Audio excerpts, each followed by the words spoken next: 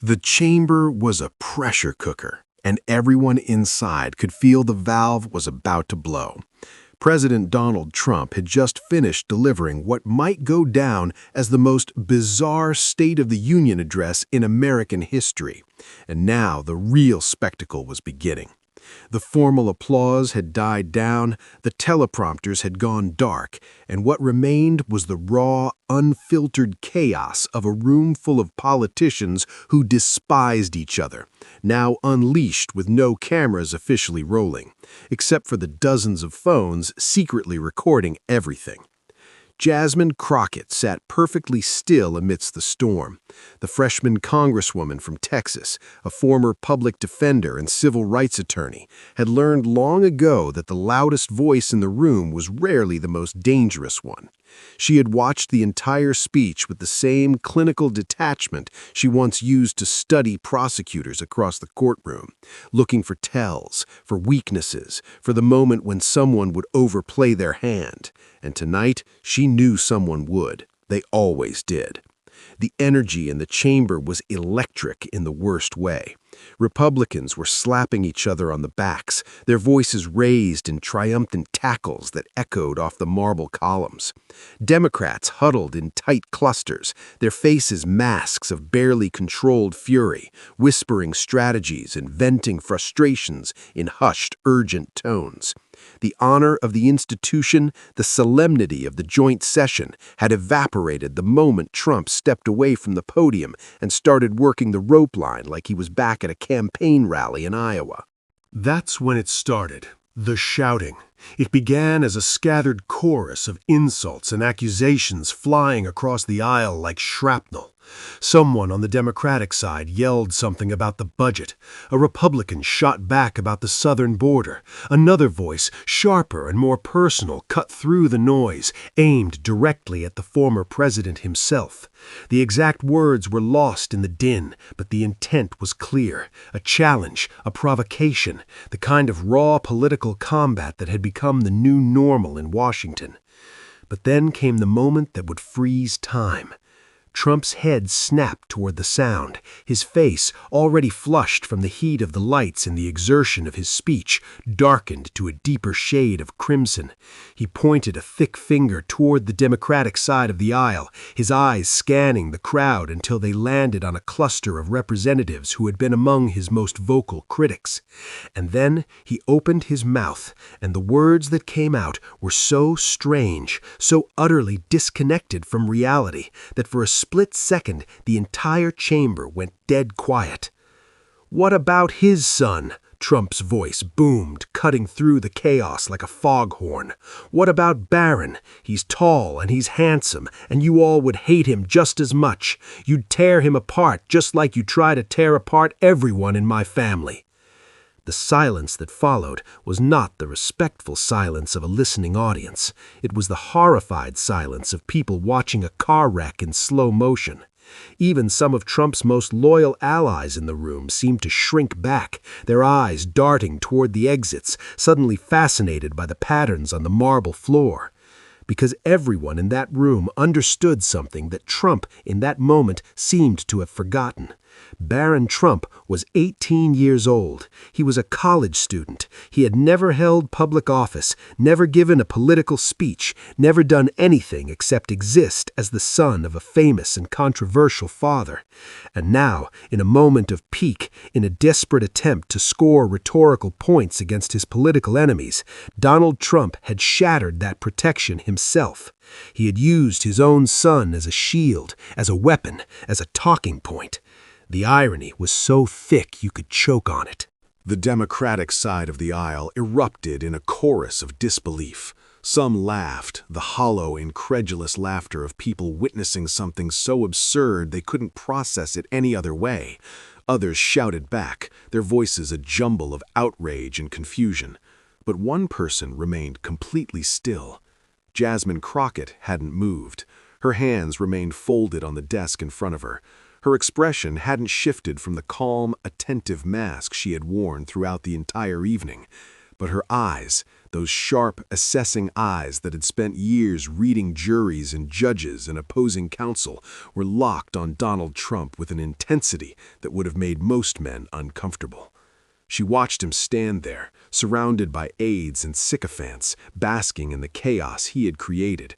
She watched the confusion on his face as he realized the room wasn't reacting the way he had expected. He had thrown a grenade, but instead of an explosion, he had gotten a gasp. Instead of cheers, he had gotten silence. And in that silence, Jasmine Crockett saw her opening. She leaned forward slowly, deliberately, the movement so subtle that only those standing closest to her noticed. She adjusted the microphone on her desk, the small metal arm creaking slightly as she brought it closer to her lips. Around her, the chaos continued. Republicans were still shouting, trying to regain control of the narrative. Democrats were still responding, their voices rising in a cacophony of indignation. But Crockett wasn't shouting. She wasn't joining the fray. She was waiting for the exact right moment. And then it came. A brief lull in the shouting, a pause in the chaos, a moment of relative quiet that lasted no more than 2 seconds. In that sliver of time, Jasmine Crockett spoke. "Mr. President." Her voice wasn't loud, it wasn't aggressive, it was calm, measured, the voice of a judge bringing a chaotic courtroom to order. And somehow, impossibly, it cut through the noise like a knife through butter. Heads turned, conversations stopped in mid-sentence. Even Trump, still working the rope line a few yards away, paused and looked toward the source of that quiet, steady voice. "We weren't talking about your son," Crockett continued, her eyes never leaving his face. "You were. You brought him up. We don't know Barron Trump, and that's the point. He's a kid. He's off limits. He always has been. You're the only one who forgot that." The silence that followed was absolute. It was the kind of silence that has weight, that presses down on you from all sides. For one long, excruciating moment, no one moved, no one breathed. The entire United States Congress, the most powerful legislative body in the world, sat frozen in place, stunned by the simplicity and the brutality of what they had just heard. Because Jasmine Crockett had done something that no amount of shouting, no amount of policy debate, no amount of political maneuvering could have accomplished. She had stripped away the performance. She had ignored the provocation. She had refused to engage on Trump's terms. Instead, she had stated a simple, undeniable fact. A father had just used his own child as a political prop, and that was wrong. Not politically wrong, not strategically wrong, morally wrong, fundamentally, humanly wrong. On the Republican side of the aisle, the discomfort was palpable. These were people who had spent years defending Trump, explaining away his excesses, pretending that his worst impulses were actually strategic masterstrokes. But this wasn't policy, this wasn't politics, this was a man dragging his teenage son into the mud, and there was no defense for it. Some of them looked away, others studied their shoes, a few, to their credit, looked genuinely ashamed. On the Democratic side of the reaction was equally complex. There was satisfaction, yes, the deep, visceral satisfaction of watching an opponent walk into a trap of their own making. But there was something else, too, something that looked almost like respect. Not for Crockett's politics necessarily, but for her skill, her timing, her absolute refusal to descend to the level of the man she was facing. In a world of political brawlers, she had just demonstrated what it meant to be a professional. Trump stood frozen for a moment, his mouth slightly open, his eyes blinking rapidly as he processed what had just happened. For a man who had built his entire public persona on the ability to dominate every room he entered, to control every conversation, to always have the last word, this was uncharted territory. Someone had just had the last word over him. Someone had just spoken a truth so simple and so devastating that there was no comeback, no retort, no clever one-liner that could undo it. He opened his mouth, but nothing came out. For the first time in perhaps his entire public life, Donald Trump was speechless. An aide appeared at his elbow, whispering urgently. Another joined, then a third. They formed a protective cluster around him, their hands gently guiding him away from the rope line, away from the microphones, away from the woman who had just, in 30 seconds, done what months of impeachment proceedings and years of political opposition had failed to do.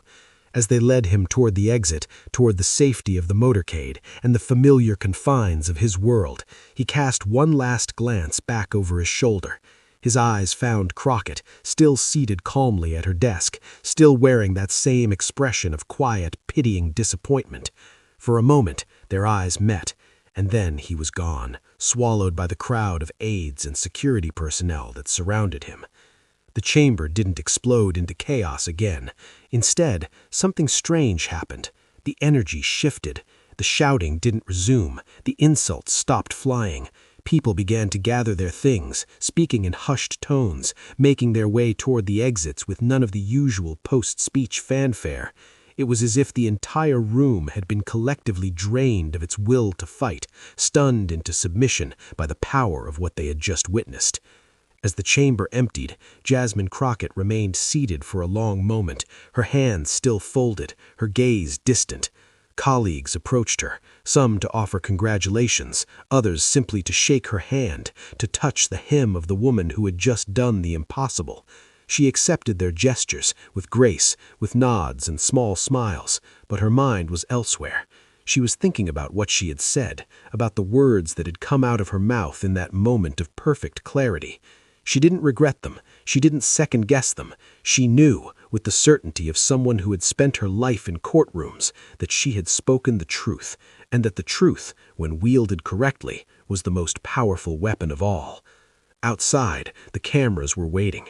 The reporters were already shouting questions, their phones held high, their voices competing to be heard above the din. But Crockett walked past them without stopping, without commenting, without feeding the beast she had just conquered. She had said what needed to be said. The rest was just noise.